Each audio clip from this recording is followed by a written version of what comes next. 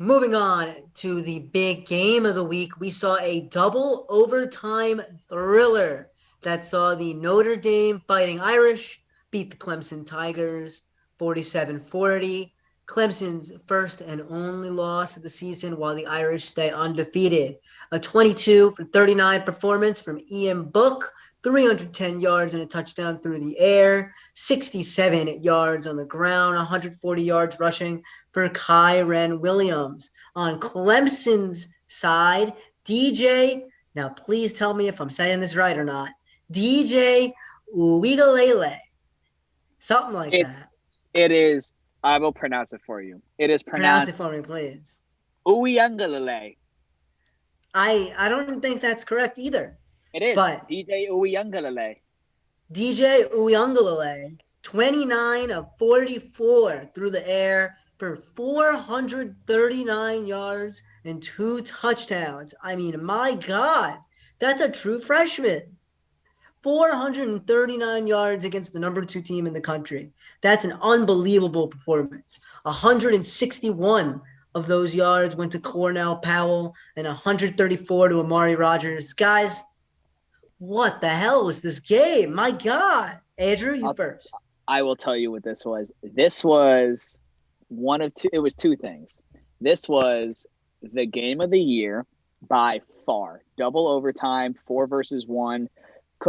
Will have college football playoff implications. And this was Notre Dame becoming America's team again. So many times through the past 30 years, dude, Notre Dame has experienced extreme, yes, you've heard me, extreme heartbreak with the Matt Leinart goal line score in 2006 to keep USC's undefeated season alive at Notre Dame. You had the national championship blowout where they got destroyed against Alabama back in 2012. You had their showing in the college football playoff a few years ago against this pretty much the same Clemson squad, give or take a few players. This was Notre Dame retaking its spot as America's team, man. And this was Ian Book, though not I would not classify him as a first round NFL talent. He might make a roster. This was Ian Book showing that kid's got nuts, dude. That was when that game went to overtime, dude.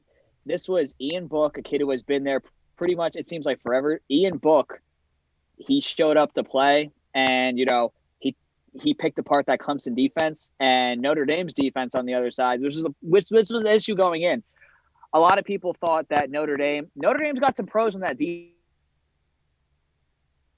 Attention to Notre Dame. I mean, I pay attention to college football like that.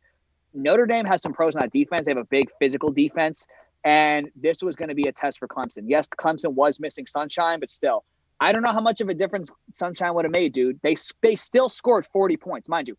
They still scored 40 points on a defense with NFL caliber players. Like, Notre Dame has some pros on that team. Clemson has some pros on the offensive side of the football too, dude. Like the running back, those wideouts, they have some pros. I don't know how much of a difference Sunshine would have made. So what this was A, the biggest win Notre Dame has had in 30 years, and B, this was Notre Dame reclaiming its spot as America's team. I can't disagree with you there. That was one hell of a game. That's what I will say. It is one of the best college football games I've seen in a long time. Like, this brought me back to Michigan Notre Dame from like 2012 when Tommy Rees came in and threw a touchdown late in the game to win the game. This was a great game. And a freshman quarterback for Clemson coming in and doing what he did, especially considering what he was facing the number two country number two team in the entire country as a freshman, taking the spot of someone like Sunshine, Trevor Lawrence.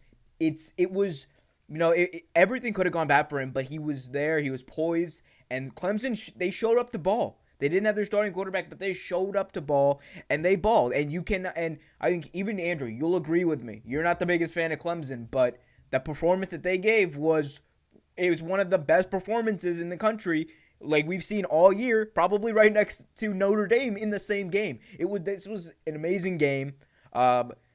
it's for me. It sucks that Clemson lost. You know, I do like Clemson. I'm a huge Clemson fan. Love Sunshine, but wait, we got beat, and you couldn't have lost to a better team. And kudos to Brian Kelly too. I believe this was his first win against a top 5 team ever in his career, or as Notre Dame coach. This was Notre Dame's first win against a top 5 team in close to 30 years, dude. Right. They very rarely, because remember, they're an independent team. So they play against the armies of the world. And a lot of those non-conference teams they play, very rarely do they get a chance to play against a top 5 team, a number 1 team in the country. And, dude, in the past 20-something years, when I've been watching college football, they've lost those games. 06 to USC, a couple years ago to Florida State with Jameis Winston. You remember the national championship with Manti Te'o when they against the Alabama when, it looked like they didn't even belong in the field. And then the college football playoff a couple years ago against Clemson. Mm-hmm. Hey, guys, thanks for watching. We appreciate it. For more content, please hit that notification bell, comment, subscribe, and everything like that. And just remember, keep it real.